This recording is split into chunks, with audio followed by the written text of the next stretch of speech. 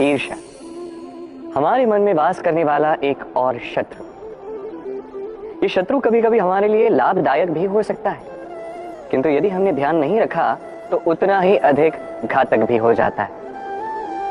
यदि आपका कोई प्रतिद्वंदी है जो आगे बढ़ रहा है, उसे देख के आपको ईर्ष्या हो रही है और ईर्ष्यावश आप निरंतर प्रयास करते हैं, परिश्रम करते हैं आगे बढ़ने के लिए, तो इससे आपका विकास ही होगा। किंतु यदि आप अपने विरोधी का अंत करने के लिए अग्रसर हो गए, उसका नाश करने के लिए अग्रसर हो गए, तो यही ईर्ष्या आपका भी नाश अवश्य करेगी। एक कहावत है,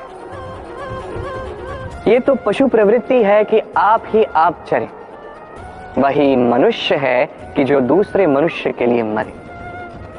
ये ईर्ष्या यदि आपको विकास की ओर ले जाती है तो ये उचित है, यदि आपको किसी और के नाश की ओर अग्रसर करती है तो इससे दूर रहना ही आवश्यक है। यूं समझ लीजिए आपके पास एक सुई है, जिससे आप फटे हुए वस्त्र भी सिल सकते हैं या तो किसी और के पात्र में छेद भी कर सकते हैं। आप क्या चाहेंगे, स्वयं का विकास या किसी और का विनाश? निर्णय आपका है। आइए और मेरे साथ प्रेम से कहिए, राधे राधे। मोह आपके भीतर का एक और शत्रु। अब लोग प्रेम और मोह में अंतर नहीं समझ पाते। कुछ लोग सोचते हैं कि मोह में ऐसा क्या बुरा है? यदि किसी व्यक्ति को अपने माता पिता से, अपनी संतान से मोह हो तो इसमें बुरा क्या है? बुरा है, और उनके लिए भी हो सकता है जिनसे हम मोह करते हैं।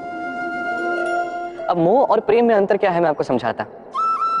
मोह केवल पाना चाहता है, वही प्रेम केवल देने का नाम है। दोनों ही परिस्थितियों में आपके हाथ फैले हुए रहते हैं।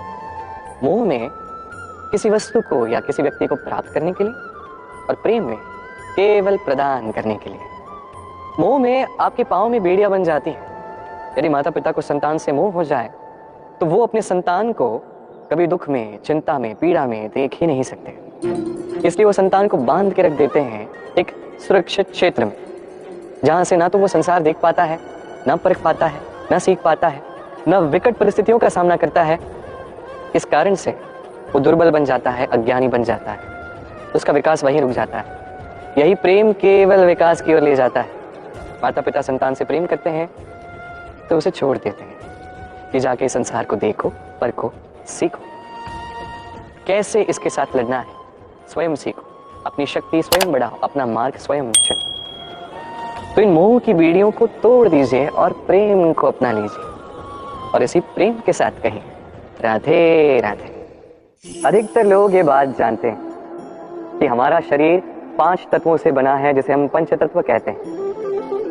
जल, अग्नि, वायु, धरती और आकाश। अब ये बात हम सभी जानते हैं, किंतु इनके साथ कुछ गुण आते हैं जिसे हम देख नहीं पाते। यदि इन गुणों को हम आत्मसात करना सीख जाएं, तो साक्षात परमेश्वर के दर्शन हमें हो जाएंगे। यदि बात मैं करूं पहले तत्व की, जल की, जल जो हर जलन से ठंडक देता है।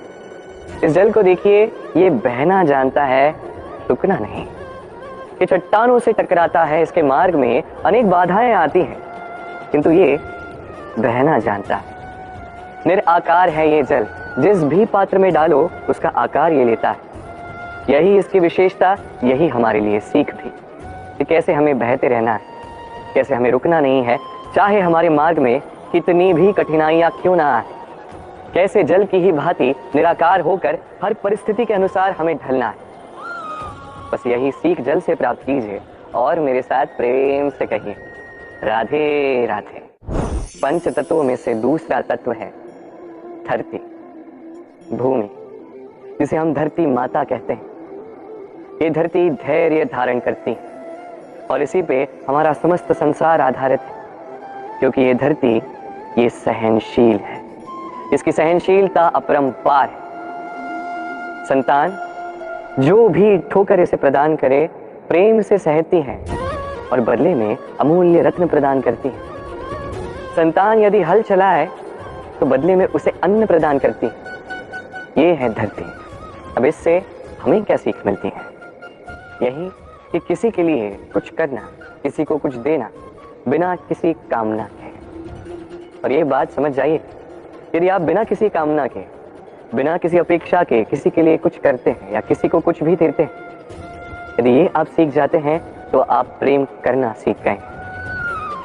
और इसीलिए तो धरती को माता कहा जाता है, क्योंकि माता केवल वो नहीं जो कोख से जन्म देती, माता तो वो भी है जो जीवन जीना सिखाती, जो जीवन जीने का उदाहरण बन जाती। तो धरती से ये निस्वार्थ भाव सीखिए, निस्वार्थ प्रेम करना सीखिए और इसी प्रेम के साथ कहिए राधे राधे। वायु पंच तत्वों में से तीसरा तत्व, कोई इसे समीर कहता है, कोई पवन कहता है। पहली बात तो यह है कि ये वायु ही हमें जीवन दान देती है प्रतिदिन प्रति क्षण। इसी वायु के कारण हम श्वास ले पाते हैं, जीवित रह पाते हैं। यही वायु है जो सभी मेघों को एकत्रित करती है एक उचित स्थान पर और वर्षा करवाती। इस वर्षा के कारण इसी धरा पर अन्न उगता है।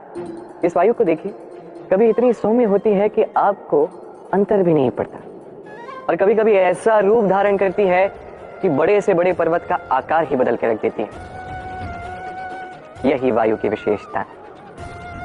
वायु कहती है कि समय के साथ साथ बहते जाओ, सबको जीवन देते जाओ, सबकी सहायता करते जाओ, किंतु जब संकट सामने आए तो डट के उसका सामना करो, विघ्न के अनुसार स्वयं को ढालो। अब कब कितना कठोर बनना है और कब कितना सौम्य बनना है, ये वायु से सीख लीजिए और मेरे साथ प्रेम से कहिए राधे राधे। आरंभ करते हैं संतान लक्ष्मी की कथा से। संतान लक्ष्मी अत्यंत महत्वपूर्ण है। इनका आशीष हमारे लिए क्यों महत्वपूर्ण है ये समझते हैं, क्योंकि ये हमारी संतान को फलान्वित करती है, इससे हमारे वंश का विकास होता है। अब एक श्रेष्ठ संतान समस्त संसार को विकास की ओर ले जा सकती है, ये हम जानते हैं। एक सुयोग पुत्र या एक सुयोग पुत्री हमारी इस परंपरा को आगे ले जाती है।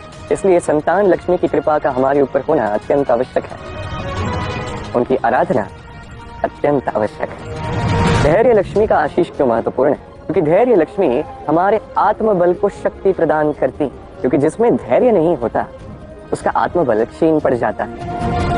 इसलिए सदैव हम सबको धैर्य रखना होगा। गज लक्ष्मी पशुधन दात्री भी गज लक्ष्मी का ही नाम है। गज लक्ष्मी के आशीर्वाद से हमें पशुधन में अपार वृद्धि प्राप्त होती। विजय लक्ष्मी विजय का प्रतीक है। अब केवल किसी प्रतिस्पर्धा में विजयी होना, केवल यही विजय तो नहीं होती। वास्तविक विजय लक्ष्मी वो होती है जहां हम स्वयं की इंद्रियों पर विजय प्राप्त करते हैं। जो व्यक्ति स्वयं की इंद्रियों पर नियंत्रण रख पाता है उस पर आशीष होता है विजय लक्ष्मी का, तभी ये आशीर्वाद प्राप्त होता है।